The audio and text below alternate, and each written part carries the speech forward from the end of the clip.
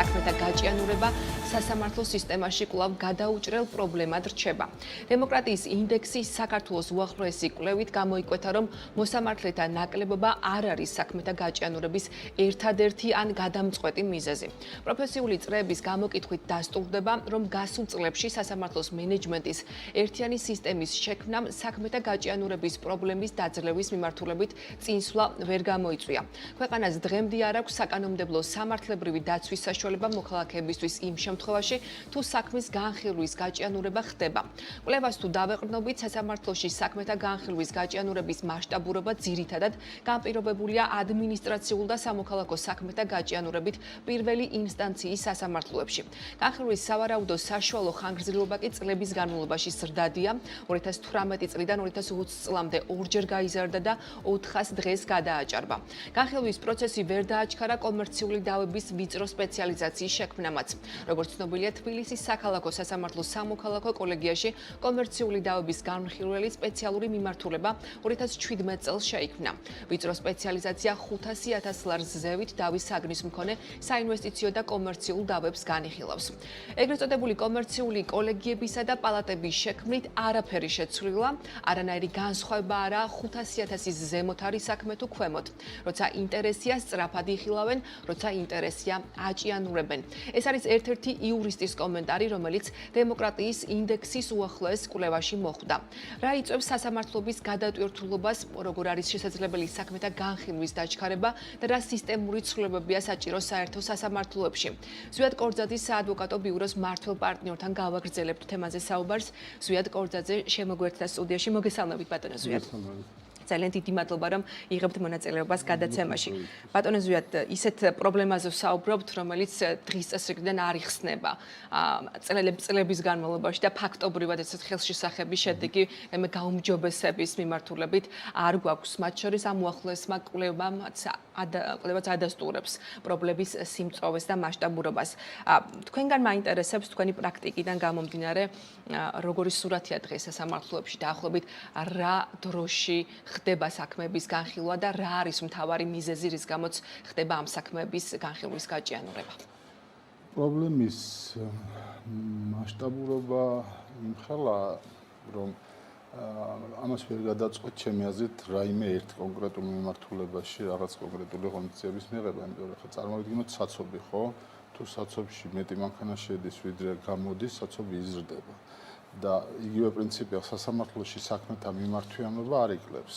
ერთი საკითხი, განხილვები, ასე ვთქვათ, ტემპი არ იმატებს და შესაბამისად საქმეები გროვდება. ეს ნიშნავს იმას, რომ ეხლა რო შეიტანო, კიდევ უფრო გვიან მოგიწევს, ვიდრე მაგალითად ერთი წლის წინა შეგეტანა. და აქ პრობლემები არის კომპლექსური. კომპლექსური არის იმიტომ, რომ ერთი არის ის, რომ სასამართლოები ერთი და იგივე ტემპით და ერთი და იგივე ასე ვთქვათ, ხარისხით იხილავენ ყველა საქმეს. ანუ 10,000-იანი დავა თუ მილიონიანი დავა, პროცედურები, რომელიც უნდა გაიაროს ამ ასეთმა დავებმა, არის ეს ერთი პრობლემა. და ხშირად რაღაც რესურსების დახარჯვა ხდება იმაზე მეტად, ვიდრე ეს საქმე ამას მოითხოვს.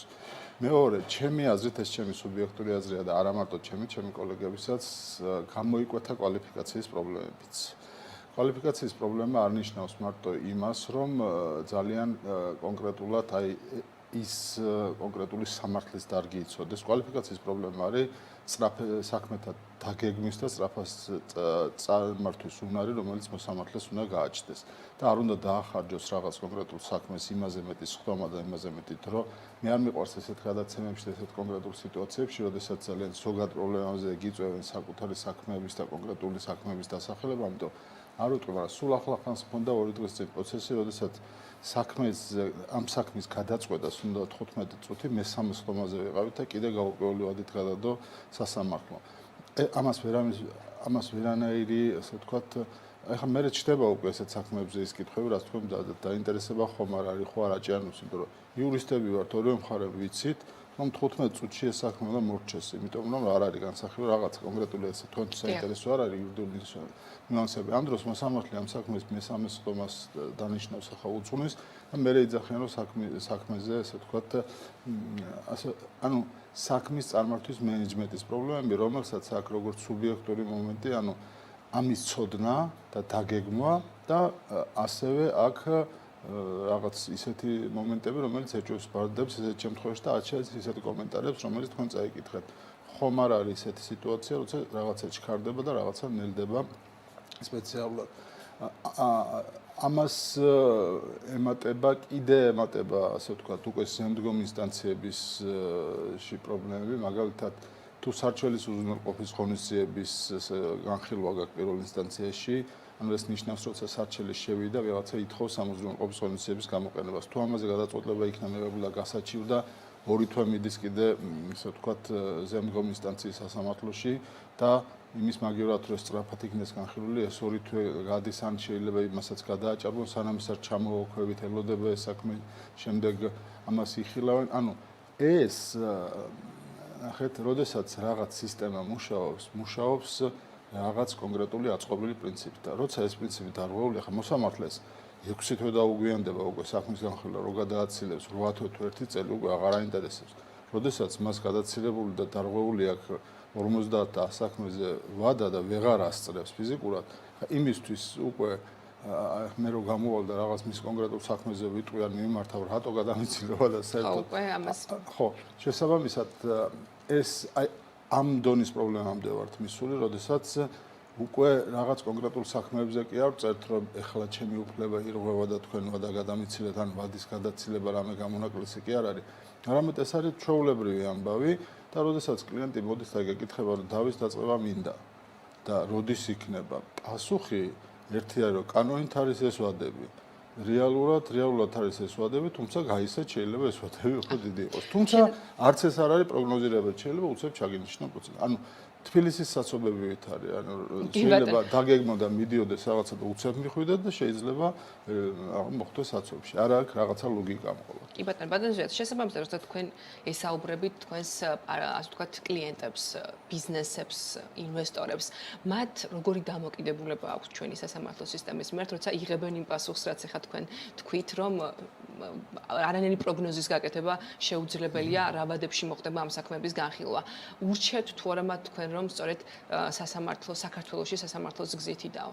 არა, არსებობს აქ ბიზნესმა უნდა იცოდეს და იცის და ამასაც უნდა შეუწყოს სახელმწიფომ ხელი და აქ ხელი შეშლა პირიქით ამ იყოს არსებობს დავის ალტერნატიული განხილვის საშუალებები, მათ შორის არბიტრაჟი, რომელიც აჩქარებს ამ პროცესს. თუმცა იქაც პრობლემებია, რადგან რომელშიც რო გადმოვიდეთ, ხო, შემდეგ მაინც სასამართლოსთან მივიდივართ, თუმცა იქ ერთი შეხება გვაქვს სასამართლოსთან და მარტო ცნობა აღსრულებაზე მივიდივართ. გარკვეულწილად ეს აჩქარებს, თუმცა იქ ჩნდება მეორე პრობლემა, ეს არის სიძვირი ამის, იმიტომ რომ იქ ბაჟის შეზღუდულობა ნაკლებია, აქ უფრო იაფია, ასე ვთქვათ, სახელმწიფო ბაჟი არბიტრაჟებში ნაკლებად, ამიტომ ყველას არა აქვს ბიზნესს იმის ფუფუნება, რომ დაუშვათ ამ გზით წავიდეს. და თან ბიზნესი ისეთი რაღაც არის, რომ ვერ მოთხოვ, რომ რაღაც ხალხები არ ეძებოს. თუნდაც საქმის დაჩქარების. ამიტომ ბიზნესი თუ მოქალაქეს იოლად დაჩაგრავს სახელმწიფო, მან შეიტანა სარჩე და რა უნდა ხდეს, ხა დაელოდება 3 და 5 წელი განხილვას რაღაცის. ბიზნეს არცალია ამისთვის, სულ ეძებს, როგორ დააჩქაროს, რა ქნას, როგორ ახალ. მე რჩება 1000 კითხვები, რატო ჩაინიშნა ეს საქმე, რატო არ წავიდა სწრაფად. ამიტომ ეს უფრო მტკივნეული ჩანს ბიზნესის გადასახედიდან. მე ადის ეს საქმეები ზემდგომ ინსტანციებში, სადაც ჩემი აზრით არ არის პასუხი კითხვებში ამ კოლეგიებში, რომელზეც ჩვენ ვისაუბრეთ, საიდან მოხდნენ ეს კონკრეტული მოსამართლეები და არა სხვა. მაშინ, როდესაც მოსამართლეები, რომლებსაც აქვთ ამ სფეროში ნაშრომები, ჟურნალში სტატიები, ხარისხები, ისინი არ არიან დანიშნული ამ კოლეგიებში და დანიშნულია სხვა მოსამართლეები. ეს კიდე კითხვები და ეს მოსამართლეები, რომელზეც მე ვსაუბრობ, რაღაც სხვა საქმეების განხილვაზე არიან. ანუ რა კრიტერიუმით შეირჩა, მე ხა არც იცით მე ყოველთვის ვთილობ მოზომილი ვიყო, მაგრამ ახლა როცა ადვოკატები გამოვდივართ პროცესს და უზიარებთ ხო ერთმანეთს, ან ვის პროცესზე შევდივართ, წინასწარად უზიარებთ ერთმანეთს და ვიზიარებთ ერთმანეთის წუხარებას, როცა ვიცით სად მოხვდებით, იმიტომ რომ არის საკითხები, რომელსაც ჭირდება დიდი კვალიფიკაცია და კვალიფიკაციაში არის გულისხმობა, რომ ცუდი იურისტია. კვალიფიკაციაში გულისხმობა, რომ ბიზნეს, მაგალითად საბანკო დავების განხილვას, მაგალითად რაღაც კონკრეტული ტრანზაქციებთან დაკავშირებული დავების განხილვას ჭირდება ამის ცოდნა და შესაბამისად ესეც აჭიანურებს საქმის განხილვას, იმიტომ რომ თუ მოსამართლეს უწევს ამაში გარკვევა და მე თუ მიწევს მისთვის ახსნა თავიდან ბოლომდე ყველაფერს ეს შეიძლება მოხდეს სამსტომაში და თუ მოსამართლე იცნობს ამ პრობლემას, მაშინ შეიძლება მოხდეს ნახევარსტომაში. ანუ რისი თქმა მინდა იცით, რომ ეს არ არის, როდესაც ამ პრობლემის გადაწყვეტას მოინდომებს ვიღაცა და იტყვის, რომ მე ეს გავაკეთე და ეს პრობლემა გადაწყვეტა, ეს ტყუილია. ეს უნდა დაждდეს იურისტი, ადვოკატები, მოსამართლეები, ამაში მონაწილე პირები და პირველი რგოლიდან, ანუ სანამ სასამართლოში შედის საქმე ალტერნატიული გადაწყვეტის საშუალებებიდან დაწყებული, უზენაეს სასამართლოდან მთელი პროცედურები, მათ შორის საქმის მიმართვიანობის საკითხი, ბაჟებთან დაკავშირებული კომპლექსურად ეგებ რაღაც შედეგი მივიღოთ ერთ წელიწადში, თორე ისე რომ თან როგორ არის იცით, არანაირი პერსპექტივა არ ჩანს ამისი, რომ რაღაცა შემსუბუქდება. ეს კიდევ უფრო დამძიმდება და ამას მე ვამბობდი 2 წლის წინ, ამას ვამბობდი 3 წლის წინ. ბატონო ზედ, აი შევეხეთ მათ შორის კომერციულ და საინვესტიციო დავებს და ვახსენეთ ეს ვიწრო სპეციალიზაცია, რომელიც წლების წინ შეიქმნა. აი ამ მოახლოესი კვლევით, ამ რაზეც ვეყრდნობით ამ შემთხვევაში, იქაც დადასტურდა, რომ ეფექტი რო გაეზომათ, მოკლედ ადვოკატებს და ამ კვლევის ავტორებს, ვერ მიიღეს ვერანაირი ინფორმაცია, ან რამდენი საქმე გადაწყვიტა ამ კოლეგიამ, მოკლედ ეფექტი ვერ გაიზომა. თქვენი პრაქტიკიდან გამომდინარე, რამდენად მუშაობს, რამდენად შეღავათი მისცა ამ ბიზნესს, ამაზე რას გვეტყვით? აი, ზუსტად ამას ვამბობდი. რაღაცამ შეღავათი რომ მოგცეს, როცა ქმნი რაღაცას ორგანოს, სასამართლოში იგნი ორგანოს, გარეთ ნებისმიერ ორგანოს, მან რო ეფექტურად იმუშაოს, უნდა დაკომპლექტდეს ეფექტურად. მე არ ვიცი, როგორ დაკომპლექტდეს კოლეგიები. არც თქვენ არ იცით, არც არავინ არ იცის. მაშინ, როდესაც ეჭვი მაქვს, რომ ამ სასამართლოში არის ადამიანები და ხალხი, ვინც უფრო მეტად ეფექტური იქნებოდა, ანუ რა კრიტერიუმები არსებობს ესეთი დავების გამხილველი მოსამართლეების შერჩევის. რა თქმა უნდა, ხა ამ კოლეგიაში დანიშნა მოსამართლეს, რომელიც განიხილავს 100 საქმეს, მე რამენერად და კვალიფიკაცია მოემატება ასეთი დავების განხილვის, მაგრამ კიდევ ერთხელ ვამბობ, თუ გინდა ეფექტური იყოს ეს რაღაცა და ამის ეფექტურობას განაპირობებს ზუსტად ის, ახლა თქვენ რომ რაღაც კონკრეტულ აი თქვენ საქმეში ხართ კვალიფიციური.